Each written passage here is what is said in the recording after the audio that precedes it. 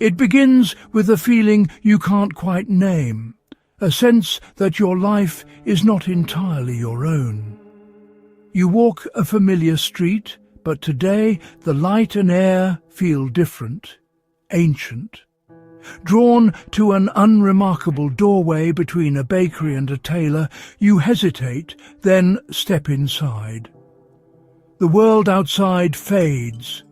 Inside, golden light reveals shelves lined with glass vials, each glowing with a mysterious essence.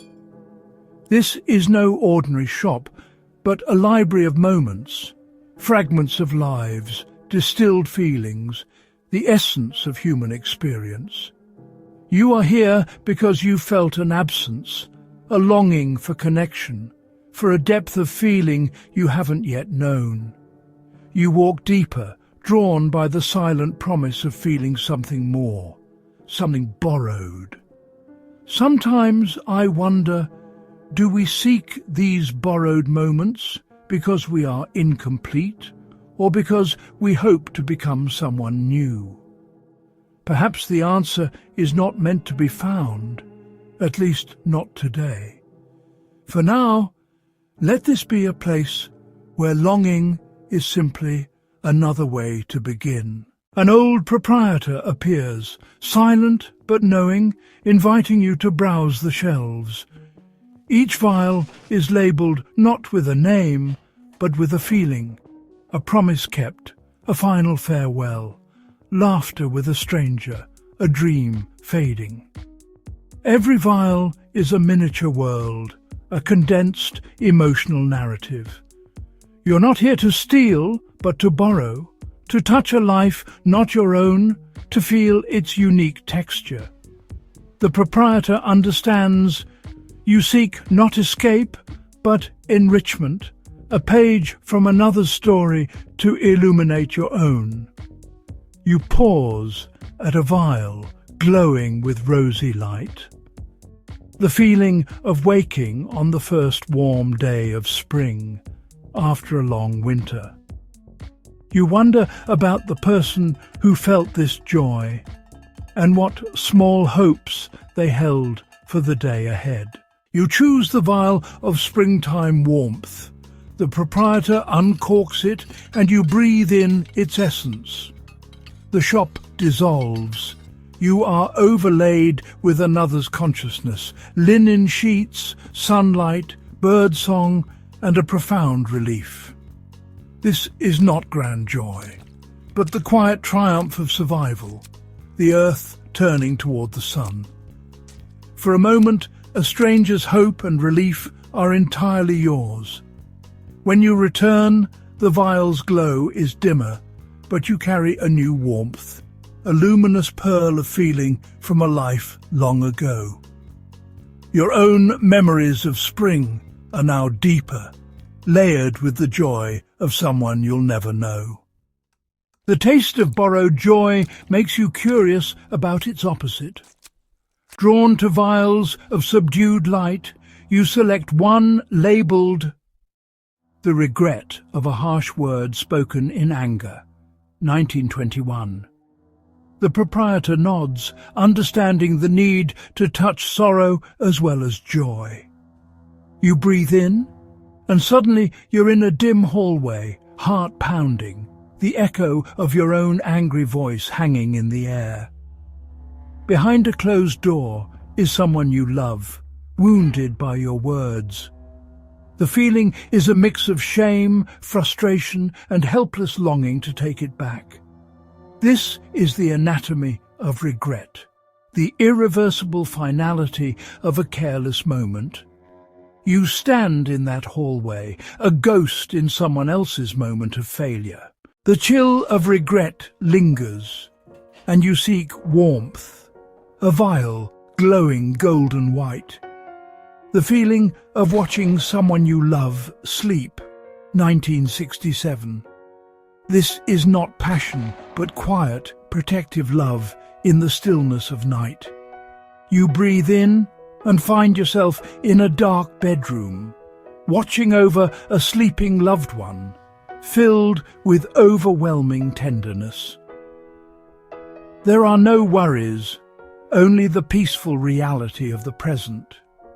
When the feeling recedes, the warmth remains, a reminder that the deepest connections are forged in silent moments.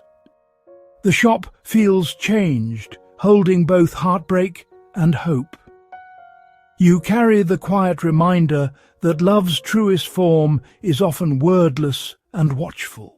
Fortified by borrowed love, you're drawn to a corner of the shop where vials burn with fierce concentrated light. You choose one, the resolve to leave home for a new and unknown land, 1912. This is not adventure, but the grim courage of necessity. You breathe in, and you're on a crowded ship, leaving everything behind: family, language, history. Fear and finality wash over you, but beneath them is a hard kernel of resolve. This is the courage of the emigrant, not the absence of fear, but action in spite of it. You are one among thousands, a single point of light, heading into the unknown. The feeling is immense, almost too large to hold. The courage you borrowed leaves you exposed, aware of your own comfort. You seek balance in the section of loss. Vials dark as night, holding faint glimmers of light. You choose. The moment of realizing a loved one's voice is fading from memory, 1985. You inhale, and a quiet ache settles in your chest.